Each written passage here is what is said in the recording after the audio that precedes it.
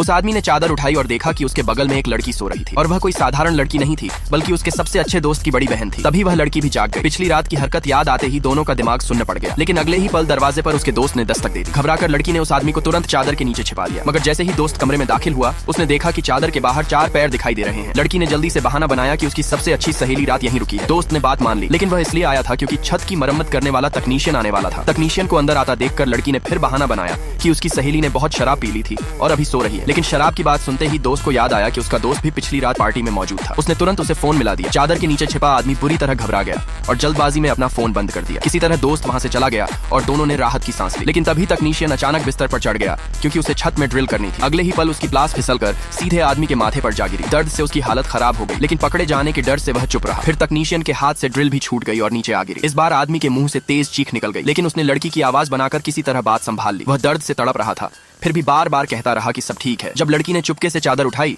तो देखा कि उसका चेहरा गुब्बारे की तरह सूज चुका था। उसने तुरंत तकनीशियन को बाहर भेजा और आदमी को महिलाओं के कपड़े पहना दिए। फिर एक बड़ी टोपी से उसका चेहरा ढक दिया ताकि वह चुपचाप निकल सके। लेकिन जैसे ही वे बाहर जाने वाले थे, पड़ोसी ने अचानक दरवाजा खोल दिया। घबराहट में आदमी जोर से गिर पड़ा। उसने फौरन एक कागज का थैला उठाकर अपने चेहरे पर चढ़ा लिया और भागने लगा। तभी उसका दोस्त सामने आ गया। उसने जिद पकड़ ली कि गिरी हुई टोपी वापस देनी है। आखिरी क्षण में लड़की ने आदमी को जोर से धक्का दिया और भागने को कहा। अगले ही पल वह पागलों की तरह दौड़ पड़ा, चेहरे पर कागज का थैला घुमाते हुए अपनी पहचान छिपाने की कोशिश करता रहा। लेकिन जब उसे कोई रास्ता नहीं दिखा तो उसने सीधे तीसरी मंजिल की बालकनी से छलांग लगा दी। ये देखकर उसका दोस्त पूरी तरह स्तब्ध रह गया क्योंकि उसे लगा कि उसकी बहन की सबसे अच्छी सहेली इमारत से कूद गई है।